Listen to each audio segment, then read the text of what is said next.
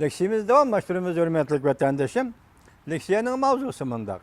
Şangang'da bir neçe ming demokratizmchilar yangi yilda namoyish qilib, Beijingning qonun shar'iylashga qarshi mavzuli xabar 1-ayning 1-kuni BBC torbetida e'lon qilindi. Xabar mundaq boshlandi. Shangang siyosiy tashkilotlari burungi o'xshashlar yangi bir yilda namoyish qildi.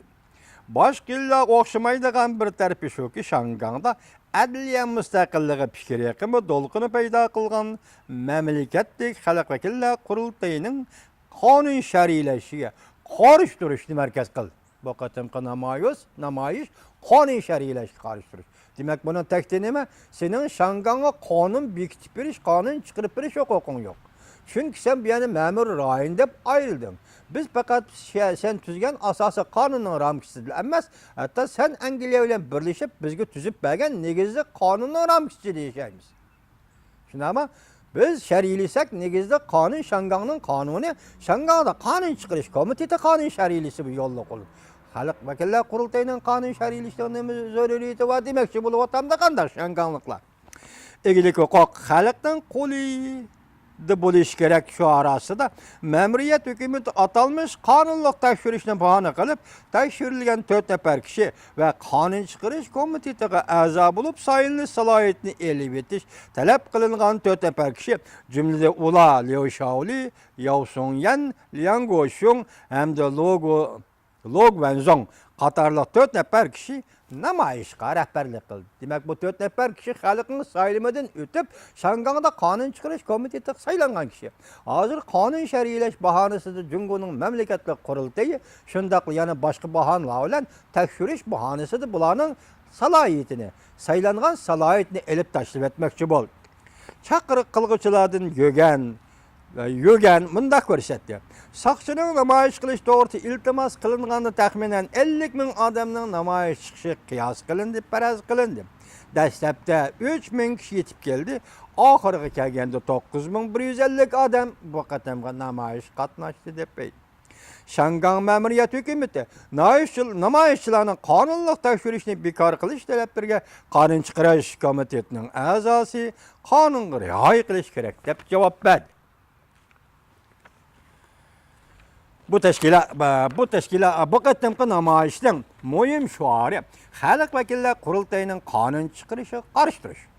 Başta dedik-ku, Jungo xalq vakillar qurultayining qonun shar'iylashiga qarshi turish. Ko'takashini da'vatida Shangangni. Hukumatning qonun chiqarish komitetiga saylangan 4 nafar kishining salohiyatini atalmış qonun bo'yicha tekshirishni bekor qilishni talab qilish. Hem de Shangang xalq uzun yillardan beri pan-demokratizmchilar namoyish qilish orqali talab qilgan umumiy saylamni qo'lga keltirish. 2014-yil 9-dediki Jungyuanni egallash harakatini ko'zda tutdi. Namoyish jarayonida adolatni qo'g'dash fronti, adolatni qo'g'dash fondi jamiyatiga iyoni to'plashma elib berildi. Atalmış qonun orqali salohiyat tekshirilgan 4 nafar kishiga yordam qilish. Demak, bularning faoliyatiga yordam qilish, ularning turmush ahvoliga yordam qilish, Shangang xalqi yana to'plash orqali bu 4 nafar kishini qo'llayapti. Bu 4 nafar kishining salohiyatini nima uchun elib o'tdi deysizlar, vatandoshlar. Men sizlarga so'zlagan, ayni chog'da bu saylanib komitetiga kirgandan keyin birinchi o'p Shangangning mustaqilligini da'vo qildi. Demak, bular tinch yo'l bilan, qonuniy yo'l bilan, saylam yo'li bilan vakil bo'lib qonun chiqarish qatnashdi. Qonun chiqarish organi Shangangning mustaqilligini talab qildi. Endi bugun yana 3-4 kishi nima ish qilyapti? Shangangda namoyish tashkillab, Beijingning yangi xalq vakillar qurultayining qonun shar'iylash huquqiga qarshi turyapti. Logan BBCning muxbiriga mundaq ko'rsatdi. Qonunliq tekshirish siyosat bilan yo'lga qo'yildi. Namoyish qatnashgan Din xonim mundaq ko'rsatdi. Qonun chiqarish komiteti saylam o'tkazganda men Lo Guanzhongga bilet tashlagan edim. Hukumatning Lo Guanzhongning salohiyatini bekor qilganligidan g'azablandim. Li Shaol namoyish jarayonida mundaq ko'rsatdi.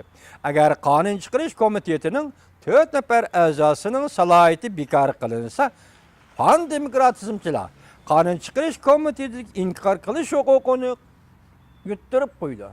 Yoki pan-demokratizmchilar, Shangang demokratizmchilari Shangang qonun komitetida inkar qilish huquqi, fikr berish huquqini yo'qotib qo'ydi.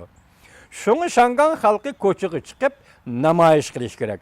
Parlamentte qo'g'dab qilish lazım. Şangan parlamentine qo'g'dab qilish ve parlamentdan tarkibidagi qonun chiqarish komitetini qo'g'dab qilish gerek. Biz qonun orqali so'zlaymiz deyapti. O'xshash bir kunda Beijing yaqin turadigan Şanganni qo'g'dash hareket tashkilotimi temma bag'chisida bölgünçilikka qarshi turish, siyosiy o'zgarishga qarshi turish, davlatning birligini qo'g'dash degan namda namoyish o'tkazdi. Bu namoyishga 100 nafar kishi qatnashdi. 100 nafarli odam qatnashdi.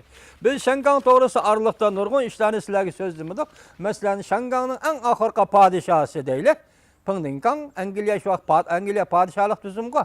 Pingdinkang Şanganga olay yetib kelib nima dedi Pingdinkang? Şangan mustaqil bo'lsa bo'lmaydi. Şanganning mustaqil talab qilish yo'lliq emas. Talab qilish shuari yo'lliq emas dedi. Xo'sh, Pingdinkang efendi Shotlandiya mustaqillik talab qilib referendum tashildi. Şanganning bunda huquqi bormi yo'qmi? Faqat Shotlandiyaning, faqat Angliyaning huquqi bor. Boshqa Osiyo millatlarining bunda huquqi yo'qmi Pingdinkang efendi? Avrupa milletleri bunda işle kesi bulundu. Asya'daki milletler bunda işle kesi bulmam da Pingdinkang efendi. Yakından beri Angliya hükümeti, Angliya matbuatları Uygurlarning meselesi qo'pollik bilan aralashyapti. Mesela Türkiye'deki vakanım Uygurlar kıldı degan sözünü aytdi Angliya matbuatları. Shuningdek Theresa May hanım hakimiyet beşik kelib 3 kundan keyin Uygurlarning terrorist harakati Parlamentdan degan xabarni e'lon qildi Angliya matbuatları ham Angliya parlamenti. Angliya Uygurning Xitoyga mustamlika bo'lib qolishida birinchi darajalik rol o'ynagan davlat. Bugün endi Şanganning bo'lyapti. Şangan mustaqil sening qo'lingdan chiqib ketdi. Sening Şangan iqtidorchilik qilish huquqing yo'q Pingdinkang efendi. Shundan Şanganlik nima deydi? Mustaqillik demdi yo Xitoyda qolamiz demdi Şanganlik huquqi. Sening cheklash huquqing yo'q Pingdinkang efendi. Sen Angliya parlamentida qanday o'rinda bo'lsa o'zingning ishini qil. Şanganning ishiga aralashma. Jungolikning maydonida turmay shuni deymanki, Şangan Angliyaning mustamlik hukmronligidan chiqib ketdi. Şangan xalqi o'zining taqdirini o'zi belgilaydi. Biz Şangan halkının mustaqillik talab qilishni qo'llaymiz, o'z taqdirini o'z belgilashni qo'llaymiz. Biz Uyg'ur shaxsan men mana shunday qo'llayman. Pingdinkang efendi, endi sizning siyosatingiz aqmaydi. Nima gap bu? Shotlandiya mustaqillik uchun referendum tashlasa bo'ladi. Şangan xalqi mustaqillik shuari ko'tarib chiqsa, nima uchun bo'lmaydi ekan?